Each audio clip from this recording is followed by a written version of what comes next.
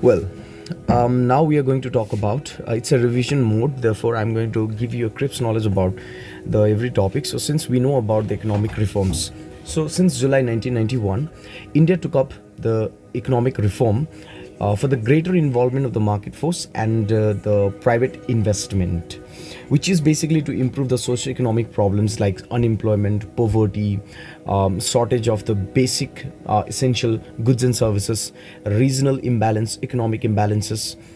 Well, with that, economic reforms were brought by various reasons.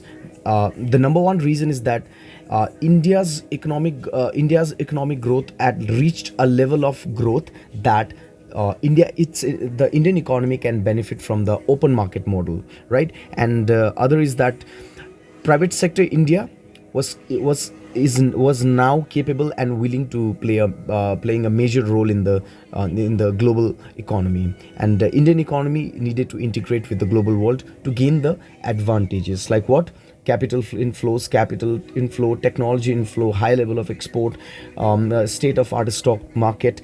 Indian corporate can raise the finances from abroad. So, under the leadership of the Dr. Manmohan Singh, who was then the Union Finance Minister from 91 to 96 and Prime Minister from 2004 to 14, he converted the economic crisis, which was economic crisis which is caused by the domestic cumulative economic problems, political instability, and the Gulf crisis, into an opportunity to open up economy. Well, being that deep, the crisis was such a deep that the superficial solution could not solve this problem. Therefore, structural reform was adopted, because if we see the earlier model of economy was closed, over-regulated, uncompetitive, but new model was open, greater involvement, substantial role was provided to the private sector, and hence it made the economy competitive for the public sector as well, and LPG was embarked upon it. Moving ahead, what are the key targets of the reform? So the key targets were: number one, dismantling the license raj; second was drive the public sector toward the sustainable profitability and making the public sector more highly managing the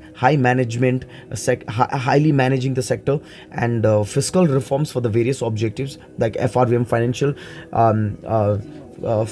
FRBM, and monetary policy institutional infrastructure was revamped, with bringing the monetary policy committee and also the inflation targeting committees, and selectively banks were deregulated and adopted the global prudential norms for the financial stability within the country.